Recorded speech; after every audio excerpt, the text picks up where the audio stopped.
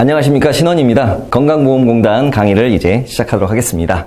저는 건강보험공단에 관심이 많아요. 제 제자들 중에서 취업한 친구들도 있고요. 그리고 매달 건강보험공단에서 4대 보험료 고지서가 날라오니까 열심히 보고 있습니다. 제 연구원들 것까지 다 포함해서 내기 때문에 꽤 많아요. 그래서 그 계산 방법들을 제가 피셋 문제로도 예전에 낸 적도 있고요. 그리고 여러분도 그 집에 있는 그 4대 보험료 고지서 날라오면 그거 잘 살펴보세요. 그렇게 해서 어떻게 계산하는지 거의 나올 확률이 높습니다. 반드시 나온다고 보시고 연습을 해 두시기 바라겠습니다. 자, 구체적인 이제 강의 커리큘럼을 소개해 드리겠습니다. 자, 첫 번째 시간은 OT. 이게 이제 첫 번째 시간이죠. 그 다음 두 번째 시간은 NCS 기초 개념들 다루고요. 그 다음 세 번째 시간부터 크게 이제 세 파트예요. 의사소통, 수리, 문제 해결. 그것들의 강론을 쭉 정리할 거예요. 9강까지. 그리고 10강에서 이제 최종 정리. 모의고사를 치르겠습니다. 자, 저에 대한 소개를 간단히 말씀드리면요. 피스에 대해서 잘 나간다. 그 정도 말씀드리고요. 그 다음에 이제 NCS 강의는 이미 찍어 놓은 것들이 있어요. 그래서, 여러분이 NCS를 이제 처음 이제 준비하시는 분인데, 건보 수업만 가지고는 좀 부족하다 싶으시면요. 요 기초 능력 24강짜리 찍어 놓은 게 있어요. 그래서 요거를 보시던지요. 그리고 특히 이제 수리 파트가 약하시다면 수리 자료 해석 핵심 강의 6강 찍어 놓은 게 있습니다. 그래서 요것도 참고하시고요. 그래서 위포트 사이트 들어오시면 됩니다.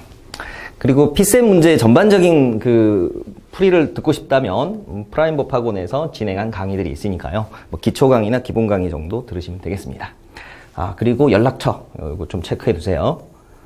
카톡으로 질문 주셔도 되고요. 그 다음에 여기 카페 위포트에 위포트 전용 카페가 있죠. 윈스펙. 여기 신원팀 란에다가 질문하셔도 됩니다. 근데 가급적이면 카페에다 질문해 주시면요. 다른 분들하고 생각들을 공유할 수 있으니까 그게 더 좋을 것 같습니다. 자, 그리고 제가 개인적으로 운영하는 카페가 있어요. 펜PSAT 다음에 있는 여기 들어오셔서 우수 회원 신청란에다가 신청해 주시면요. 여러분 피셋 기출문제 같은 거 다운로드 받아서 여러분의 학습에 도움되는 자료들을 많이 받을 수 있을 겁니다. 그래서 우수 회원 신청해 주시면 돼요. 자, 요 정도 제 소개를 마치고요. 그 다음에 이제 NCS에 대한 이야기를 좀 하고 갈게요. NCS란 무엇이냐? National Competency Standards라고 약자를 써놨네요. 그래서 국가 표준 역량이라고 하는데요. 그 영역 중에 하나가 이제 직업 기초 능력 평가. 첫 번째 단계죠. 그래서 객관식으로 나오는데 10가지 영역이 있어요. 근데 10가지 영역을 모든 기관에서 다 보는 건 아니고요. 기관에 따라서 이제 그 중에서 이렇게 보는데요. 필수적으로 들어가는 게 이제 의사소통 능력, 수리 능력. 요거는 항상 필수적으로 들어가요. 그 외에 이제 중요한 영역들이 문제 해결 능력, 자원 관리 능력, 요런 두 가지 분야가 좀 중요한 영역인데요. 건강보험공단 같은 경우에는 전년도까지는 이 세 번째 영역을 종합 문제 해결 능력이라고 했어요. 그래서 그 영역 안에 문제 해결 능력, 자원 관리 능력, 정보 능력 등의 문제들이 포함되어 있었어요. 근데 올해는 문제 해결이라고 이름을 바꿨어요. 그래서 저게 순수한 의미의 문제 해결 능력만을 말하는 건지 아니면 작년처럼 종합 문제 해결 능력이라고 해서 나머지 영역들까지 포괄하는 건지는 아직은 확정할 수는 없어요. 그렇지만 준비하시는 입장에서는 그래도 넓게 준비하셔야지. 그죠? 그래서 제가 강의 때는 자원관리 능력이나 정보 능력에 대한 문제들도 다룰 겁니다. 자, 그리고 자료 해석하고 관련된 영역들이 수리, 문제 해결, 자원관리, 정보 능력. 그래서 NCS 직업기초능력평가의 핵심 영역들이 결국 자료 해석하고 관련되어 있다. 즉, 표 그래프에다가 텍스트 정보가 결합되어 있어서 그거를 해석하고 계산하는 문제들이다 라고 이해하시면 되겠어요. 그리고 최근에 의사소통 능력도 트렌드가 NCS 기반형으로 실무적인 독해들이 나와요. 그래서 보고서라든지 기획안 같은 것들. 그래서 거기에 표도 들어가고 수치도 나와 있고 합니다. 그래서 결국 좀 종합적인 해석, 종합적인 해결 능력을 보는구나 라고 이해하시면 되겠습니다. 자, 이제 구체적인 영역별 소개를 하겠습니다. 자, 건강보험공단 시험 구성은요, 아까도 말씀드렸듯이 이 세 영역으로 되어 있는데, 각각 20문제씩 구성이 되어 있습니다. 그리고 문제 해결 능력은 예전에는 종합이란 말이 들어가 있어서, 문제 해결 능력 외에 자원관리나 정보 능력이 포함되어 있었는데 이제는 문제 해결 능력이라고 그냥 줄였어요. 근데 제가 예상하는 바로는 문제 해결 능력이 약간 광의 의미로 해석하실 필요가 있을 것 같아요. 네. 그리고 솔직히 말씀드리면 P셋도 그렇지만 이 NCS에서 각 하위 영역을 완벽하게 이거는 여기까지가 뭐 수리고 여기서부터 여기까지는 문제 해결이고 여기서 여기까지는 자원관리고 이렇게 나누기가 애매합니다. 그냥 표, 그래프, 텍스트가 다 혼합돼서 나오기 때문에 결국 핵심은 뭐죠? 이게 이런 적성검사 시험의 핵심은요, 문제 해결 능력이에요. 한마디로 말하면. 그래서 주어진 정보 내에서 문제를 빨리 해결하는 거죠. 그래서 그 소재가 뭐 표일 수도 있고 그래프일 수도 있고 텍스트일 수도 있어요. 그러니까 그 영역에 대해서 딱 칼로 무자르듯이 잘라낼 수는 없다는 거 확인하시고요. 자, 그래서 총 60문제가 나오는데 60분이에요. 그러니까 뭐 깔끔하네요. 한 문제당 1분의 시간을 주네요. 뭐 작년까지는 78문제가 나왔어요. 그래서 한 문제를 푸는데 한 45초밖에 시간을 안 줬기 때문에 굉장히 시간에 대한 컴플레인이 많았던 것 같아요. 그래서 문제 수를 또 20개씩 딱 맞추면서 60문제에 60분으로 딱 조정을 했습니다. 상대적으로 어디서 시간을 세이브해야 될까요? 여러분 그 난이도 평가를 보면 항상 수리 능력이 가장 어려웠다고 그래요. 수리 능력이 이게 제일 어렵다. 그 다음에 문제 해결 능력, 수험생들의 체감 난이도가요. 그 다음 의사소통 능력 이렇게 되어 있습니다. 그러니까 결국 의사소통 능력에서 시간을 절약하는 게 굉장히 중요해요. 뭐 단어 연결하는 문제라든지 단순 독해 문제 같은 거에서 빨리빨리 풀어가지고 시간을 많이 세이브 하시고요. 그래서 빨리 푸는 건 뭐 10초, 뭐 더 짧으면 5초 만에 풀리는 것도 있잖아요. 쓱 보면 그냥 바로 나오는 것들. 그래서 그런 부분에서 시간을 많이 세이브 하시고, 결국 그 남는 시간을 잘 투자를 하셔야 될 거예요. 그래서 수리 능력이나 문제 해결 능력에서 긴 문제들, 표 그래프 많이 나와 있는 문제들, 또 계산 많은 문제들, 뭐 심지어 뭐 소수점 이하에서 달라지는 선지들, 그런 거에서는 정말 시간을 많이 먹거든요. 그래서 그런 부분에 시간 투입을 적절하게 잘 하셔야 되겠죠. 그러니까 결국 의사소통 능력에서 얼만큼 빨리 풀어내고 시간을 절약해서 수리 능력이나 문제 해결 능력에서 적어도 반 이상의 문제는 풀어야 된다는 이야기예요. 어떤 분들은 이거 의사소통 풀고 나니까 뭐 30분 지나가지고 이제 뭐 수리 능력 몇 개 푸니까 다 가더라. 이렇게 이제 수험 후기가 나오는데요. 그러니까 미리 의사소통 능력에서 자기가 최대한 빨리 풀고 수리 능력이나 문제 해결 능력에서 다 풀려는 욕심보다는 풀 수 있는 문제들을 빨리빨리 골라내가지고 최대한 집중해야 되겠죠. 그래서 선택과 집중이 중요하다. 그래서 문제를 보자마자 각 영역별로요. 각 영역별로 난이도를 생각해 보세요. 난이도를 본인이 생각하는 난이도를 상중하라고 했을 때, 이건 뭐 출제자가 생각하는 난이도가 아니에요. 출제자가 생각했을 때 어렵다고 생각했지만 뭐 어떤 사람한테 굉장히 쉬운 문제일 수 있고요. 반대일 수도 있죠. 그러니까 본인이 생각했을 때 이 쉬운 문제다. 여기서 이제 100% 맞춰야 되는 거예요. 여기서는. 그 다음에 이제 중간 난이도 문제에서는 가급적 맞춰야 되겠죠. 그 다음에 상응 문제는 얘는 맞추려고 하지 마시고 오히려 건너뛴다 생각하세요. 건너뛰고 일단 아주 어려운 문제들은 피하고 가자. 어차피 지금 문제당 100점이 다르거나 뭐 그다음에 뭐 찍어서 그게 이제 감점이 되거나 그런 건 없어요. 그러니까 최대한 쉬운 문제들을 많이 풀고 어려운 문제는 일단 피하고 시간 남았을 때 다시 와서 푸는 전략으로 가셔야 될 거예요. 근데 거의 이 시간이 60분이기 때문에 다시 돌아와서 풀기에는 시간이 없어요. 그러니까 일단 아주 어려워 보이는 문제는 과감하게 건너뛰세요. 왜냐면 이거 건너뛰지 않았다가 뒤에 아주 쉬운 문제들 못 풀고 끝나는 경우보다는 그래도 과감하게 넘어가서 끝까지 시간 내에 전체 문제를 살펴보는 게 중요하겠죠. 그리고 최근에 그 문제들을 보면요. 피셋 기출문제, 특히 자료에서 기출문제를 변형한 문제들이 자주 출제되고 있어요. 이거는 제가 수업하면서 구체적인 예들을 알려드리겠습니다. 그래서 조금 시간 여유가 있으시다면 제가 강조했던 제 카페에 들어오셔가지고 피셋 기출문제 한번 다운받아서 풀어보시면 좋겠어요. 최근 문제라도. 자, 그러면 이제 샘플 문제들을 하나씩 보겠습니다. 일단 의사소통 능력의 좀 세부 항목들을 보고요. 샘플 문제 보겠습니다. 자, 의사소통의 구성은 크게 세 파트로 되어 있어요. 단어 연상, 뭐 동의어, 반의어, 동일 관계, 뭐 이런 것들은 쉽죠. 뭐 기본적인 상식 수준에서 다 풀 수 있는 것들이에요. 그 다음에 언어 이해. 이건 일반 독해예요. 그래서 뭐, 이거는 수능 보셨던 분들이라면 그 정도 수준이면 다 풀 수 있어요. 그래서 주제 찾는 거, 지문 중에 뭐, 옳은 거, 옳지 않은 거, 주어진 텍스트하고 비교해서 분석하시면 돼요. 그래서 여기까지도 쉬워요. 그 다음에 이제 요 파트가 좀 어려울 거예요, 여러분이. 생소해요. 의사소통 능력 안에서도 의사소통. 그래서 커뮤니케이션인데 이게 뭐냐. 결국 실무 독해예요. 실무적인 독해.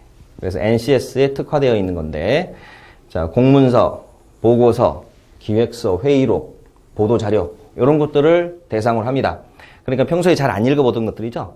그러니까 단어 연상, 언어 이해까지는 기존 인적성에서 많이 봤기 때문에 상대적으로 친한 문제들인데 의사소통 같은 경우는 친하지가 않아요. 그래서 특히 거기에 수치가 들어가거나 표 그래프가 들어가 있으면 좀 당황스럽겠죠.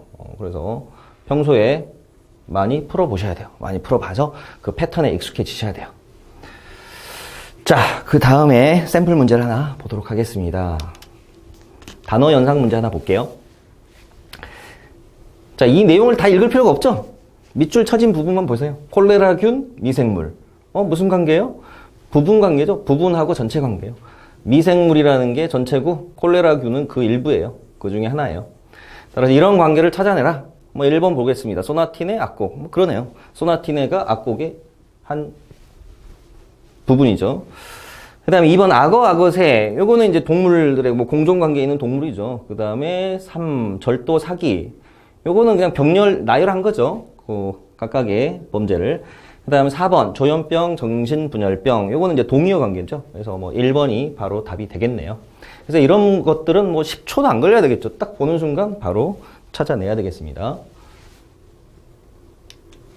자, 수리 능력 쪽에 하위 항목들을 보겠습니다. 자, 수열, 응용수리. 여기까지도 많이 봤을 거예요. 기존의 인적성에서 많이 다뤘을 겁니다. 그래서 수열 문제, 그 다음에 응용수리, 주로 연립방정식이나 단순연산 또는 속도, 농도, 확률 같은 문제들. 이런 것도 친숙한 부분이고요. 그 다음에 이제 자료해석이 좀 생소할 거예요. 자료해석이 역시 실무와 관련된 건데, NCS 특화되어 있다.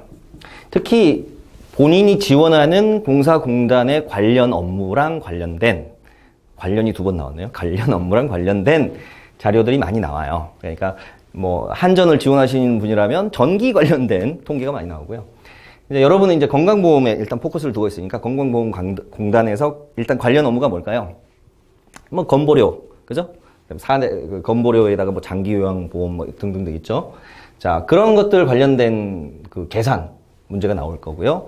그리고 이제 고령화 관련된 통계들도 나올 가능성이 높아요. 그죠? 그래서 노인 복지라든지 이런 데 관련된 통계들도 나올 거예요. 자, 그래서 본인이 만약에 그 회사에 이제 입사를 했을 때 다루게 될 업무와 관련된 자료들이 출제 가능성이 높다라는 걸 예상할 수 있어요. 그래서 건강보험료 같은 거 계산하는 거. 그 다음에 이거는 단골 메뉴죠. 변화율 계산하는 거. 또는 구성 비율 계산하는 거. 그래서 전체적으로 보면 자료 해석의 비중이 높아지고 있다. 그래서 특히 비중도 높아지지만 시간이 좀 많이 걸려요, 상대적으로. 그래서 생소한 부분이고, 그래서 연습을 많이 하셔야 되고요. 제가 이 분야에 대해서는 1인자라고 감히 말씀드릴 수 있습니다. 그래서 확실하게 강의 때 정리해드리도록 하겠습니다. 자, 수열 문제 하나 맛보기로 보겠습니다. 자, 어때요? 할만하죠, 이 정도는. 자, 12400 물음표 12. 이게 무슨 관계지? 이렇게 볼 때 잘 모르겠죠. 근데 여기까지 보니까 이제 보여요. 뭐가 보이죠? 대칭구조구나. 그러겠죠. 딱 여기 중심으로 좌우 대칭구조면 되겠죠. 그래서 여기는 4가 들어가면 되겠구나. 그 수열 문제 같은 경우에는요, 정 모르겠으면은 선지를 먼저 하나씩 보세요. 선지를 보고 0, 4, 8, 12 중에 들어가야 돼. 그렇게 하고 보니까 더 잘 보이죠. 4가 들어가면 맞겠다. 그래서 수열 문제 모르겠다. 연립방정식 문제도 마찬가지예요. 어쨌든 선지를 살펴보면 힌트가 보입니다. 그래서 선지를 살펴보시고요.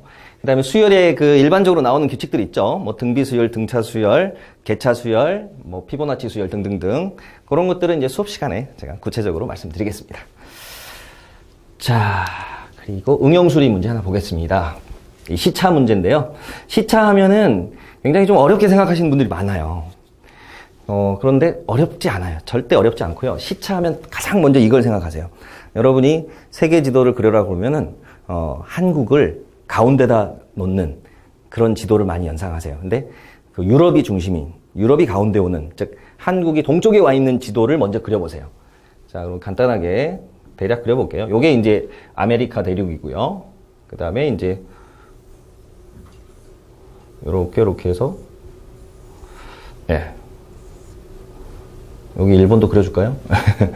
자, 요런 이제 지도를 생각해 보세요. 그럼 한국이 여기 있습니다, 지금. 제가 왕년에 좀 그림을 좀 그렸어요. 그래서 굉장히 빨리 그렸죠. 조금 안 이쁘긴 하네, 아프리카가. 아무튼. 자, 그러면은 이제 날짜 경계선이 여기에 들어갑니다, 여기.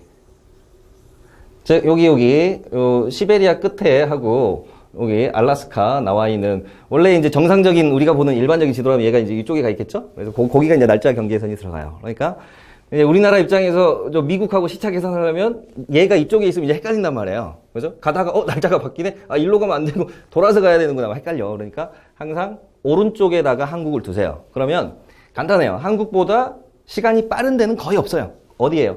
보면, 일본이 동쪽에 있는데, 동쪽에 있으면 이제 시간이 빠른 거예요. 쉽게 생각하면 해가 이쪽에서 뜰 거 아니에요? 그러니까 천동설 입장에서 생각해 보세요. 지동설 입장에서. 원래는 지구가 도는 거지만 이제 해가 여기서 떠서 이쪽으로 가니까 이쪽 동쪽에 있는 데가 시간이 먼저 지나간단 말입니다.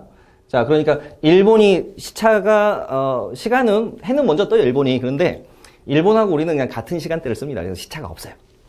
자, 그러면 시차가 빠른 데는 여기 시드니 정도? 시드니가 이제 우리나라보다 플러스 1이에요. 자, 그리고 나머지 나라들은 다 마이너스예요. 다 마이너스. 그러니까 우리나라보다 시간이 빠른 데는 거의 없다고 생각하고요. 시드니나 뭐 웰링턴, 그 뉴질랜드에 그 정도만 생각하면 되니까 쉬워요. 나머지 애들은 다 우리가 시간이 빠르다. 자, 그래서 오른쪽으로, 동쪽으로 갈 때는 시간을 항상 플러스 해준다. 동으로 가면 플러스예요. 그 다음에 서쪽으로 가면 마이너스다. 이거 꼭 암기해 두시고요. 그래서 대부분의 다른 국가들, 도시들의 경우에는 한국 시간에서 마이너스를 해줘야 돼요. 그럼 반대로 여기서는 이제 어떤 특정 지역 시간을 줬어요. 캘리포니아가 오후 10시래요. 그러면 캘리포니아가 여기잖아요, 미국. 여기서 이제 한국 시간으로 갈 때는 오른쪽으로 가는 거니까, 동쪽으로 가는 거니까 플러스가 되겠죠. 그래서 그 시간만큼 더해 주시면 돼요. 자, 그래서 이 지도의 이미지를 항상 기억해 두시고요. 그 다음 두 번째 포인트는 시차 계산할 때는 24시간제를 쓰세요. 24시간제를 써라. 그래서 PM이면 플러스 12를 해줘야 되겠죠. 그죠? AM이면 그대로 두시고. 자, 오후는 플러스 12를 해라. 그대로 이제 풀어보겠습니다. 자, 캘리포니아주가 서울보다 17시간 느리지만 서머타임 적용했을 때 적용하지 않았을 때보다 시차가 1시간 짧아진다. 그러면 16시간 느리다는 이야기죠. 16시간 느리대요. 자, 그러면 이제 오른쪽으로 가야 되니까 캘리포니아 시간에다가 16시간을 더해야 되겠죠. 그럼 오후 10시니까 PM 10시니까 12를 더하면 22시예요. 22시. 자, 여기에다가 플러스 16을 해줘요. 그러면 이제 한국 시간이 되겠죠? 그러면 38시가 되겠죠. 자, 주의하세요. 38시라는 거는 없는 시간이죠? 24시간제니까. 그래서 24를 빼고 남는 부분은 얼마가 되죠? 그러면 14가 되겠죠? 그래서 24를 빼주시고요. 24를 빼는 순간 이제 날짜는 다음 날짜가 돼요. 날짜는 다음 날. 그래서 다음 날 한자로 쓰면 이제 이길, 한자로 쓰면 이길 14시가 되겠죠. 또는 오후 2시 이렇게 표현하시면 되겠습니다. 자, 자주 나오는 패턴의 문제니까요. 잘 기억해 두시고요. 자, 이제 다음 문제를 보겠습니다. 이거는 자료 해석 문제인데요. 원래 문제는 굉장히 길었어요. 표가 2개, 그래프가 2개. 근데 표의 내용하고 그래프 내용은 같은 내용이었어요. 그래서 제가 그냥 그 중에 하나만 발췌해 왔습니다. 자, 제목을 읽어보시면 외래 관광객 수고요. 질문은 해외 관광객, 뭐 같은 내용이네요. 외래 관광객이란 말은 외국에서 우리나라로 왔다는 말이에요. 그러니까 결국 우리나라에 방문한 외국 관광객이니까 해외 관광객이에요. 가장 많이 늘어난 해. 자, 가장 많이 늘어난 해. 가장 많이 늘어난 해 기준은 뭘까요? 증가량일까요? 증가율일까요?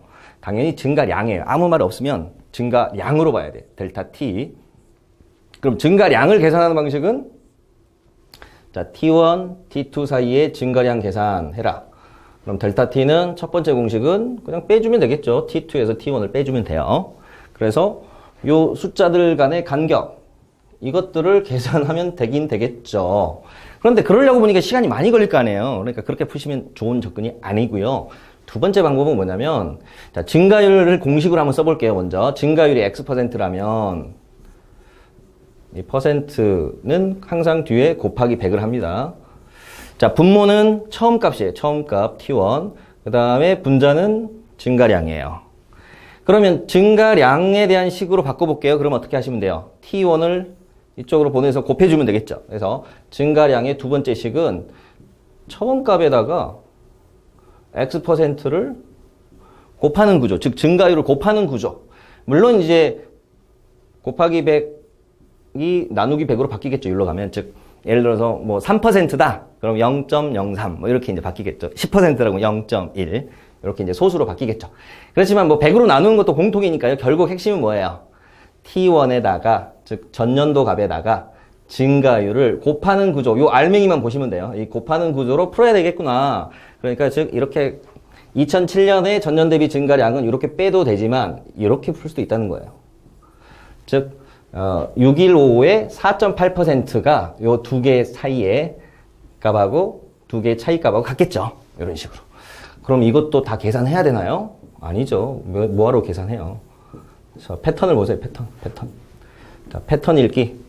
자, 마지막 해는 감소니까 2015년은 당연히 탈락이겠죠. 그리고 여기 뭐 감소율, 마이너스, 증가율이 마이너스니까 감소예요. 그거 확인하시고요. 그럼 그 안에서 이제 확인하는데 딱 봐도 2014년일 거라는 생각이 들죠. 왜요? 일단 전년도 값이 계속 커지고 있어요. 그죠? T1 값이 계속 각 연도의 전년도 값이 계속 커지고 있어요. 그걸 확인하는 간단한 방법은 이 숫자를 쭉 보시면 커지고 있다는 걸 알 수 있고요. 또는 증가율이 플러스라는 거를 봐도 알 수가 있어요. 자, 그럼 값이 계속 커지고 있는데, 즉 이 값이 계속 커지고 있는데 여기 해당되는 X%도 제일 큰 값이네, 여기가. 그죠? 16.6. 그러면 여기 C는 계산 안 해봐도 이 11,140, 즉 11,140, 11140의 9.3% 정도 증가한 거니까 계산 안 해봐도 대충 12,000 정도라고 생각하시면 되는데요.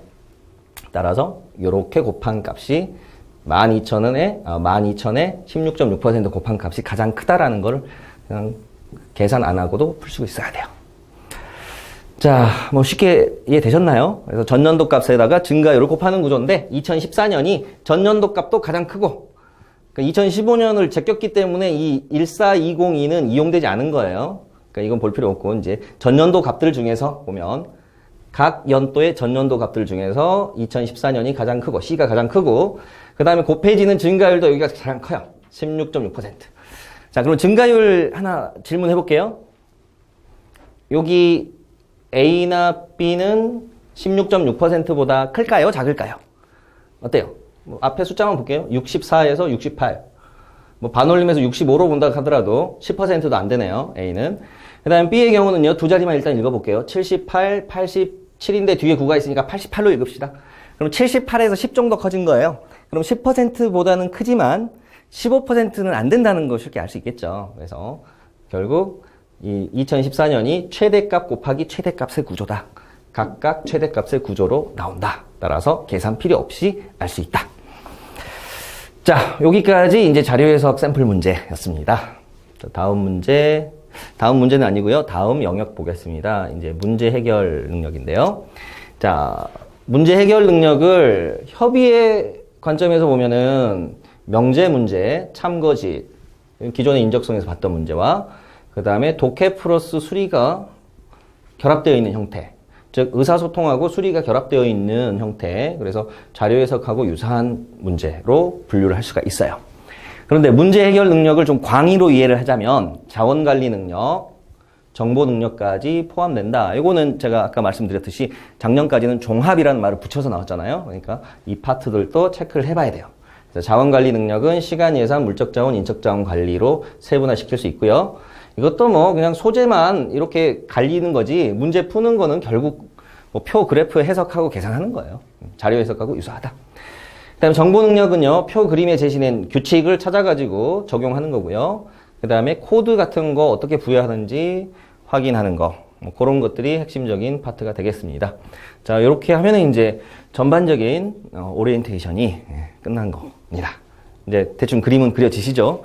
다음 시간부터 본격적인 공부를 해보도록 하겠습니다. 네, 수고하셨습니다.